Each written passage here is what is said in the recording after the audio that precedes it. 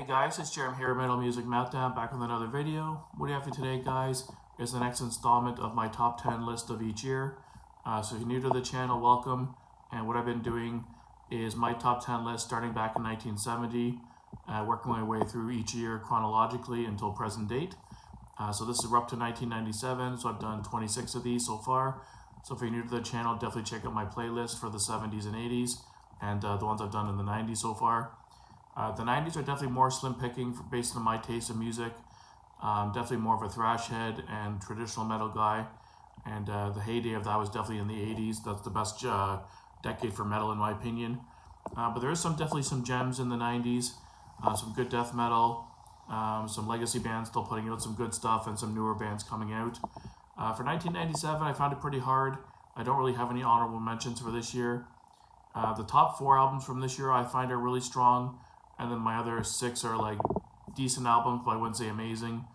So there's a little bit more slim pickings in the 90s. So let's jump right in, guys. So at number 10, I have the debut album from Hammerfall and called Glory to the Brave. I'm not the biggest power metal guy, but once in a blue moon, I'll throw on some Hammerfall if I'm in the mood.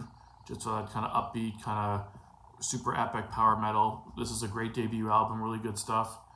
Some standout tracks would be the Dragon Lies Bleeding, the Metal Age, the title track, or Hammerfall I should say, is a strong track as well. At number 9, I have Metallica Reload. A little bit lower on the list for Metallica. I'm a big fan of these guys, but this is one of their weaker albums in my opinion. It kind of sounded more like leftovers from Load, and the kind of lesser, the songs are not quite as good. Still pretty solid album. I still love most of the stuff Metallica does. In terms of tracks on this album, Unforgiven 2 is pretty cool. Carpe Diem Baby was pretty cool song. Memory Remains was okay, but it kind of grew old on me pretty quick. And Fuel I've heard too many times, it's just overplayed. But overall, it's a decent album. I wouldn't say it's one of their strong ones. It's definitely lower on their discography, but it's still a decent album. And at number 8, I have the 4th solo project by Bruce Dickinson entitled Accident at Birth. I like the first 4 albums of his. He did solo, they're really good. Some of them are really strong, comparable to Maiden albums. But on this one, Man of Sorrows, Accident at Birth, the title track, and Freak is really good. Just a solid album, top to bottom. Really cool artwork. I love the kind of Jack in the Box kind of theme. It's really cool.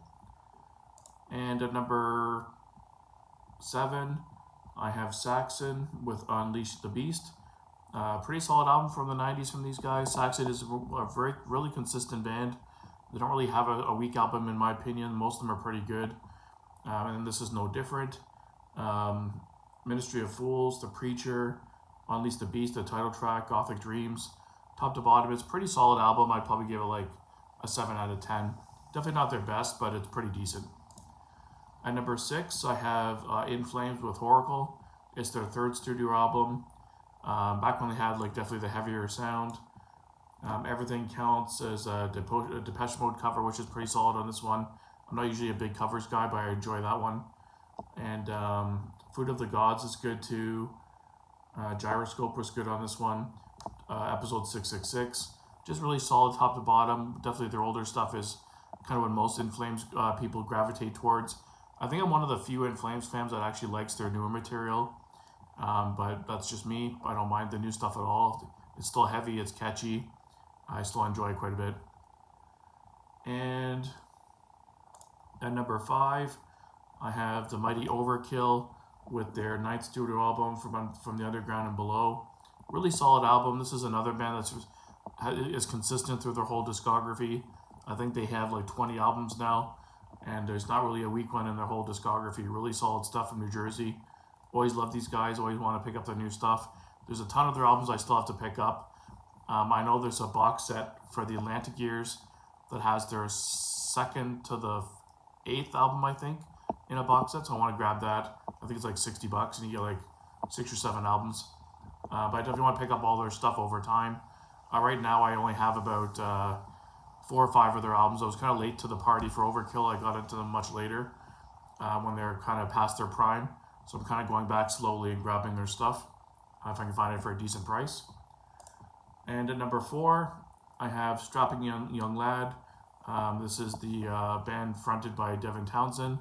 I really love Devin Townsend. I love his voice. He's got a lot of gears, a lot of different layers to his voice, different strengths and weaknesses. But he's a really good, clean singer. He's got some really cool growls. And Strapping Young Lad was definitely the more extreme of his projects. And this is their second album by them called City. Really solid album. This is probably my favorite Strapping Young Lad album, or maybe second favorite. It's pretty close to the top. Really solid band. Love their early stuff. Really good stuff. At number 3, I have Rammstein with Schönzoot. I'm not sure if I pronounced that right or not. This is their second studio album. This has the monster track Du Hast that everyone knows. That kind of broke them out worldwide. But it has Engel on it as well, or Angel in English. I love Rammstein. I don't care if it's in German. I love the music, the industrial sound. They have a very unique sound. You can't really mistake them for anyone else. And I just love their music. It's always catchy, makes you headbang, killer riffs, super catchy stuff. Love to see them live too.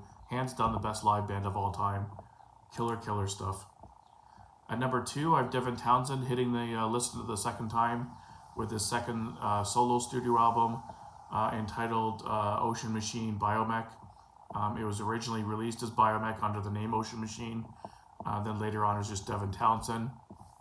Really good album. Beautiful musicianship on this. Composition is over the top on this. Beautiful piece of music. It takes you on a journey. This is from his solo stuff. This might be my favorite from him. Definitely top 1 or 2. I love this album. I go back to it all the time. And Devin's just a creative genius. He's never short of ideas when it comes to music. And his catalog is all over the place. You never quite know what you're going to get from him, but always look forward to new stuff from him every time. And drumroll, guys, number 1, I have the Mighty Destroyer 666. Love these guys. They're based out of Australia.